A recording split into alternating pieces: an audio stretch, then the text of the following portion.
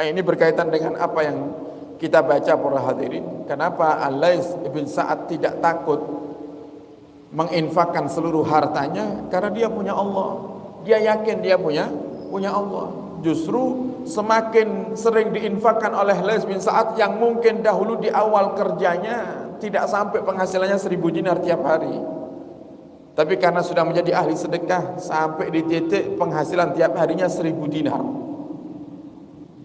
yang itu tidak merubah daripada ibadah yang sudah beliau istiqomahi tetap dikeluarkan. Sampai-sampai saking seringnya infak hartanya habis sehingga tidak wajib mengeluarkan zakat. Nah, kemudian pemuda ini tadi para hadirin ditanya lagi oleh Imam Sufyan Az-Tsauri, lantas kenapa kamu keliling di Ka'bah ini tawaf, yang kamu baca hanya sholawat kepada Sayyidina Muhammad? Nah, kemudian dia bercerita, dahulu aku pernah berangkat haji, wahai Sufyan, bersama ibundaku.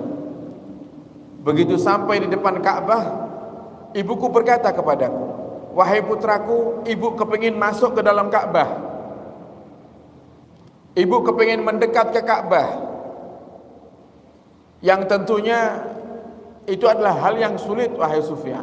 Tapi karena yang minta ibuku, aku pun mengiyakan. Siap. Aku gendong ibuku supaya dia tidak terdorong dengan banyaknya dan berjubelnya jamaah agar bisa masuk ke dalam Ka'bah atau mendekat ke Ka'bah. Ternyata ibuku terjatuh, Sufyan.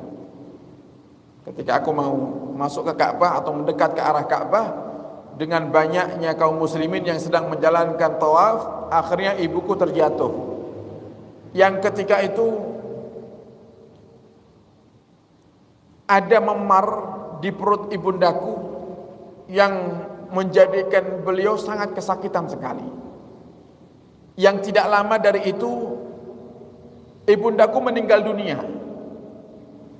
Persis di depan Ka'bah ibuku meninggal dalam keadaan perutnya memar dan juga wajahnya berubah menjadi menghitam, kata si pemuda ini.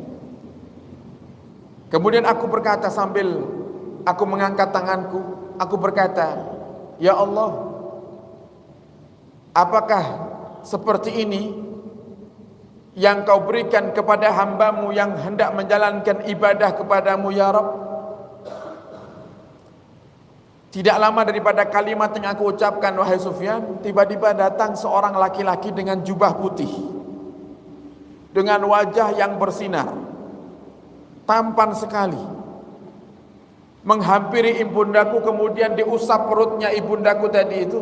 Maka seketika itu memar di perut ibundaku hilang. Kemudian wajah ibuku yang menghitam tadi diusap dengan tangannya, tiba-tiba hitam itu hilang dan ibuku menjadi putih. Ibuku menjadi wajahnya bersinar di saat itu. Selesai orang ini, orang asing yang berjubah putih ini, aku tidak mengenalinya, melakukan hal tersebut kepada ibundaku, dia langsung beranjak pergi. Di saat dia ingin meninggalkan aku dan ibuku dalam keadaan yang sudah meninggal ini, aku pegang, kata pemuda itu, aku pegang jubahnya, aku pegang gamisnya, aku menahannya, dan aku berkata kepadanya, siapa engkau yang telah menolong ibundaku, yang tadinya perutnya dalam keadaan memar menghitam, kemudian wajahnya pun juga ikut menghitam, dengan kau usap wajah dan perut ibundaku, seketika langsung hilang hitamnya.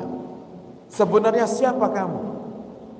Kemudian dia menjawab, wahai Sufyan, dengan jawaban yang mengejutkan hatiku, dia berkata, ana nabiyyuk Muhammad, akulah nabimu Muhammad sallallahu alaihi wasallam. Maka semenjak saat itu wahai Sufyan, tidak pernah lisanku ini berhenti bersalawat kepada Sayyidina Muhammad sallallahu alaihi wasallam.